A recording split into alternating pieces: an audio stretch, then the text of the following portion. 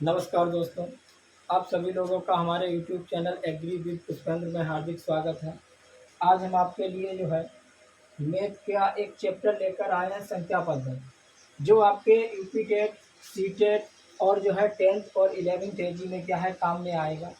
इसलिए जिन लोगों ने हमारे यूट्यूब चैनल को सब्सक्राइब नहीं किया है, हमारे यूट्यूब चैनल को सब्सक्राइब करें, लाइक करें, शेयर करें, जिससे आपके दोस्त भी जो है हमारी वीडियो को देख सकें। ठीक है, चलिए आज के जो है वीडियो में चलते हैं कि सबसे पहले जो है हम जान लेते हैं कि क्या चीज़ है क्या नहीं है।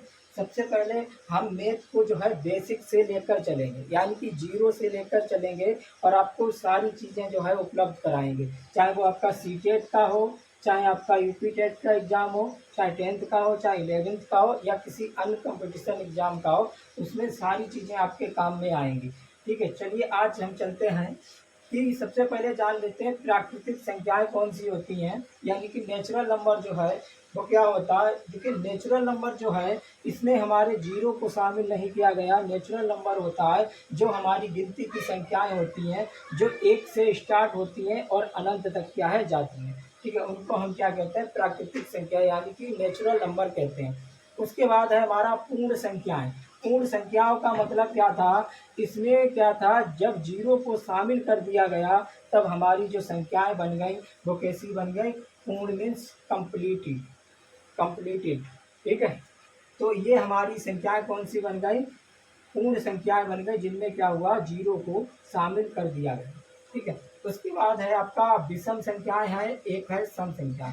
विषम संख्याएं कौन सी होती हैं, विषम संख्याएं वह संख्याएं होती हैं जो संख्या आपसे क्या है, दो से विभाज्य ना हो। जैसे मान लिया हम एक से दो से लेते हैं, दो हमारा क्या है, दो जो है दो से क्या है विभाज्य, दो एकन दो, तो ये हमारी क्या है, विषम संख्या नहीं है। जैसे हम लिया है, हमने तीन को दो से डिवाइड किया, दो से क्या है डिवाइड नहीं है, यानी कि तीन हमारी क्या है, विषम संख्या है। इसी प्रकार से पाँच हमारी क्या है, विषम संख्या है। इसी प्रकार से सात हमारी क्या है, विषम संख्या है।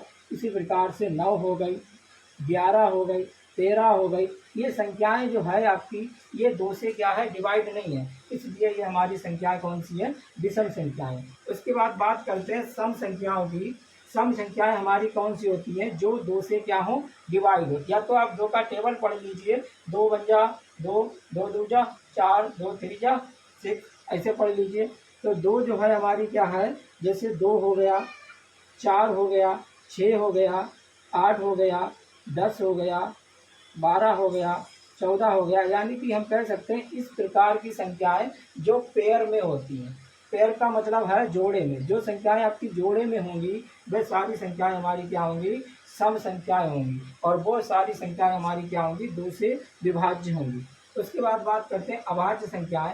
अभाज्य संख्याएं ऐसी संख्याएं होती हैं जो एक या स्वयं के अलावा किसी और से जो है कटे ना या विभाज्य ना हो। यानी कि ऐसी संख्याएं जो अपने आप और एक के अलावा किसी से भी क्या हो, डिवाइड ना हो, उन्हें क्या बोलेंगे, अभाज्य संख्याएं बोलेंगे। जैसे हम लेते हैं 5, 3, ठीक है।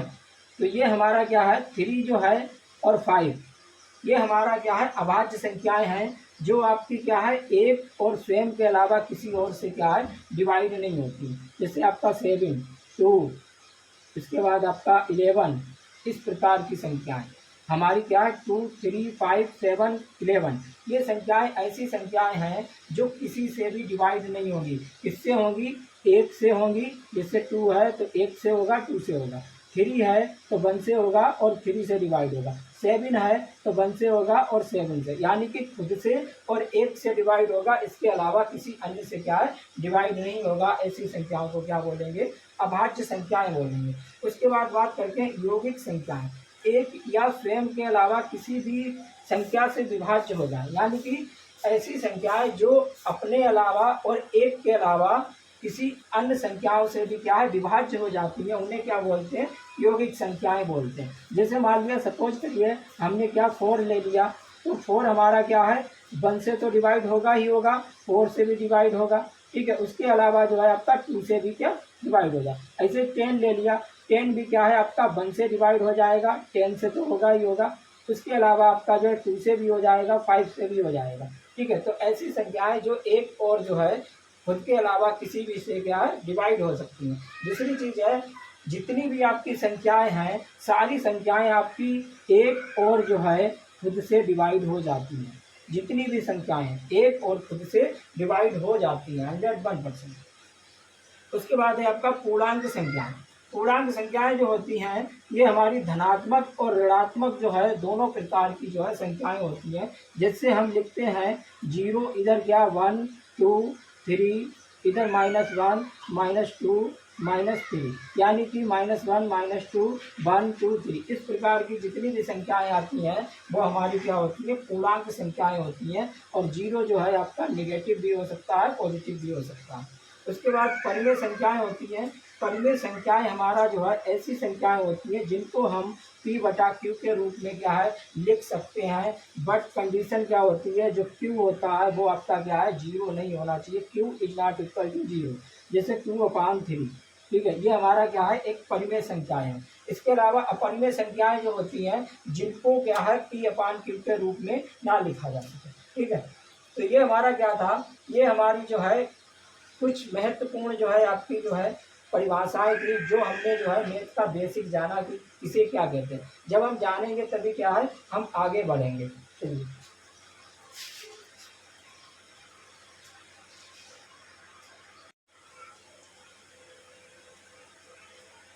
ठीक है, अभी हमने क्या किया था, अभी हमने जो है नंबर सिस्टम यानी कि संख्या पद्धति को क्या किया था जाना था, जिसमें हमने पूर्ण संख्याएं प्राकृतिक संख्याएं सारी चीजें पढ़ी थी।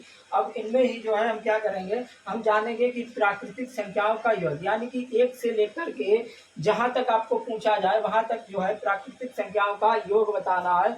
अगर हम योग निकालेंगे तो उसके लिए क्या हमें एक लंबा सा जो है लाइन लिखना पड़ेगा, फिर उसके बाद हमें उसका जो है क्या योग करना पड़ेगा, टाइम अधिक लगेगा। इसको हम क्या करते हैं फार्मूले के थ्रू निकालते हैं। फार्मूला हमारा क्या है n/n+1/2। इसके थ्रू जो है हम चुटकियों में क्या करते हैं इसको निकाल लेंगे। इसके बाद है लगातार सम संख्याओं का योग। अगर हमें लगातार सम संख्याओं का योग बताना है तो सबसे पहले हम 1 से, मान लिया आपको 50 तक पूछा गया तो आप क्या करेंगे 1 से 50 तक सम संख्याएं कितनी होती हैं सबसे पहले उनको छांटेंगे। उनको छांटने के बाद फिर उनको लिख के उनका ऐड करेंगे तो आपको क्या है अधिक समय लगेगा। इसका हम इस फार्मूले के थ्रू चुटकियों में क्या जवाब दे सकते हैं। उसके बाद है लगातार विषम संख्याओं का योग। विषम संख्याओं का वही सेम प्रोसेस है, विषम संख्याएं छाटेंगे जहां तक पूछा जाएगा, फिर विषम संख्याओं को अलग लिख के क्या करेंगे ऐड करेंगे। इसको भी हम फार्मूले के थ्रू जो है चुटकियों में क्या करते हैं लगा देते हैं। तो चलिए हम जानते हैं कि एक एक करके जो है फार्मूले का जो है यूज कैसे करते हैं और चुटकियों में जो है सवाल को कैसे लगाते हैं। ये जो आपके सवाल हैं ये आपके जो है 10th 11th और उसके बाद सीटेट यूपीटेट और अदर कंपटीशन एग्जाम में क्या है पूछे जाते हैं इस टाइप के।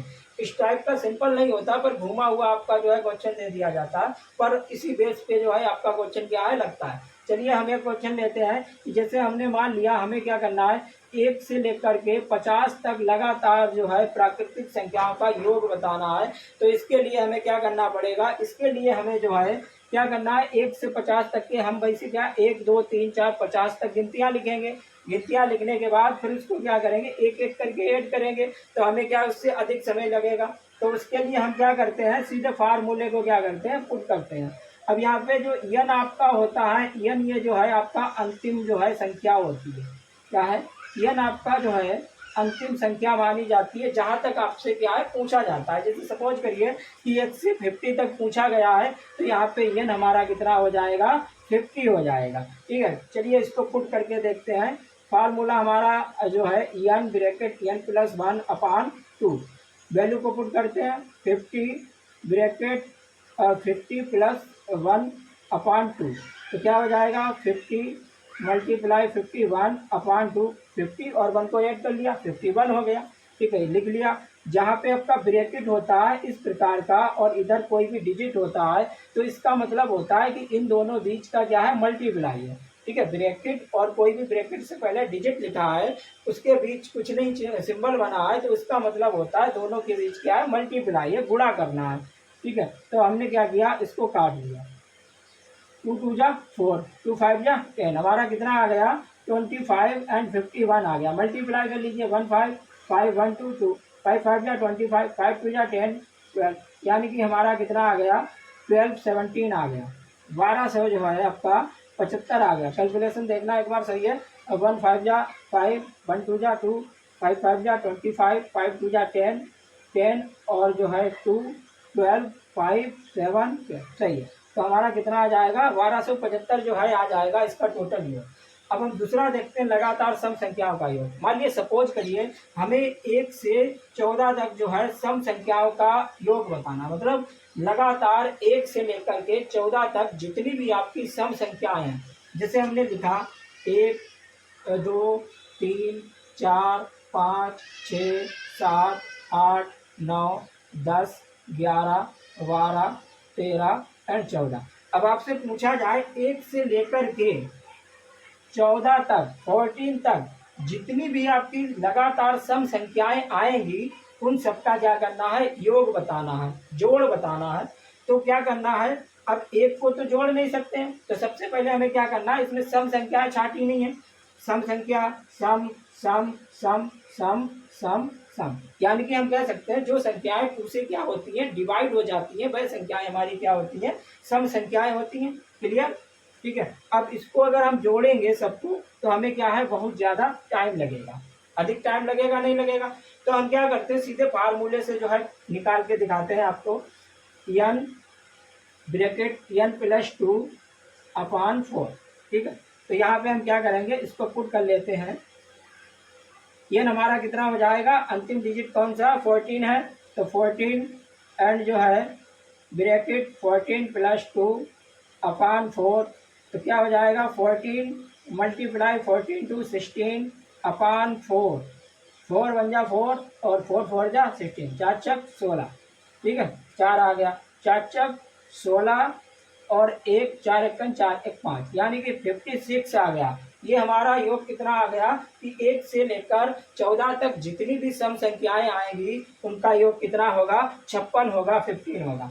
अब देखिए अगर हम सेम क्वेश्चन इसी को लगाते, खाली हमने सम संख्याओं की जगह पे क्या किया प्राकृतिक संख्याओं को ले लिया, हमने फार्मूले को चेंज कर दिया, तब हमारा कितना आएगा, तो हमारा 14 है तो 14, ठीक है, मल्टीप्लाई 14 के आगे अगली संख्या डायरेक्ट लगा के देखते हैं, कोई दिक्कत नहीं है, आप डायरेक्ट लगा सकते हो 15/2, ठीक है। 2 1 जा 2, 2 7 जा 2 7 14, ठीक है। अब कितना 7 5 35, 7 1 7 10, यानी कि इसका 105 आया और ये हमारी सम संख्याओं का योग 56 आया, ठीक है। क्लियर, कोई डाउट हो बता देना, कमेंट करना कोई भी डाउट हो आपको, ठीक है। चलिए आगे हम इसको लेते हैं। अब हमारा लगातार विषम संख्याओं का जो है एक हम लेते हैं, इन विषम संख्याओं का जो है हमारा किस प्रकार का होता है इसको हम लेते हैं, ठीक है। तो विषम संख्याओं का जो है हमारा क्या फार्मूला होता है, ऐसे जैसे सम किया था इसी प्रकार से अगर हम एक एक करके ऐड करेंगे हमें क्या है अधिक टाइम लगेगा। तो हम विषम संख्याओं के लिए भी क्या है फार्मूले को पुट करते हैं। फार्मूले के लिए जो है हम लेते हैं, अगर मान लिया सपोज करिए 1 से लेकर के हमें जो है क्या करना है,